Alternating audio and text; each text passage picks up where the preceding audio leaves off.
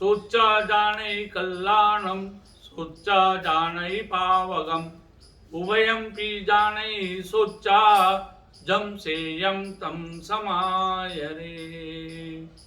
तीर्थाधिपति प्रभु श्री आदिनाथ स्वामी जी के चरणों में कोटि कोटि वंदन, पंच परमेष्ठियों के चरणों में सविधि वंदन।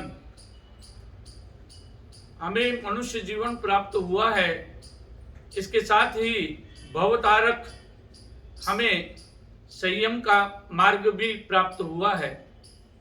संयम के मार्ग में 3 प्रकार के सकार अगर हम अपनाएंगे तो हमारा यह श्रमण जीवन सफल हो सकता है। वे 3 सकार शास्त्रों में बताए गए हैं, आगमों में बताए गए हैं।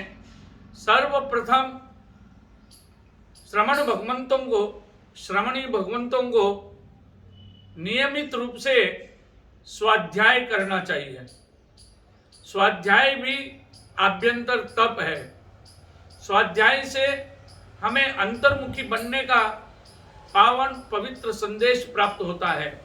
जितना जितना हम स्वाध्याय करेंगे, हमारी आध्यात्मिकता उन्नति की ओर प्रतिदिन बढ़ती जाएगी और हमारी आत्मा दुर्गति से और अवगति से बच सकती है। दूसरा स है समर्पण। हमें स्वाध्याय के बाद में भी गुरु के प्रति, शासन के प्रति, भगवान महावीर स्वामी के सिद्धांतों के प्रति समर्पण भाव रखना चाहिए। अगर कोई बात समझ में न भी आए तो हमें गीतार्थ भगवंतों से, अनुभवी गुरु भगवंतों से प्रश्न पूछकर उसका समाधान कर लेना चाहिए।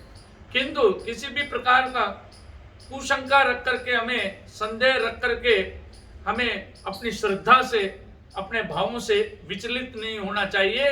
इसलिए समर्पण भाव अति आवश्यक है। और तीसरा सकार है, हमारे जीवन के अंदर स्वाध्याय भी करते हैं, समर्पण भाव भी है, किंतु आत्मा की शुद्धि के लिए समता का भाव होना अनिवार्य है। समता भाव होगा हमारे जीवन के अंदर तो हम जगत के अंदर कहीं पर भी जाएंगे तो अप्रिय नहीं बनेंगे, सबके प्रिय पात्र बनेंगे, लोकप्रिय बनेंगे। जन जन के प्रति, हमारे प्रति आस्था श्रद्धा बढ़ती रहेगी।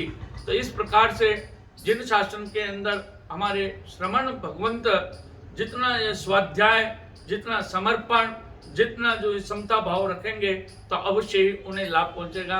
आज मैं यही पावन संदेश देकर अपनी वाणी को विश्राम देता हूँ। जैनम जयति शासनम। देखिए भाग्यशालियों, आज दिनांक 22 नवंबर 2021 को अष्टप्रभावक आचार्य भगवान श्रीमद विजय नरेंद्र सुरेश्वर जी महाराज साहब ने हम श्रवणों पर महती कृपा करते हुए आशीर्वाद प्रदान किया।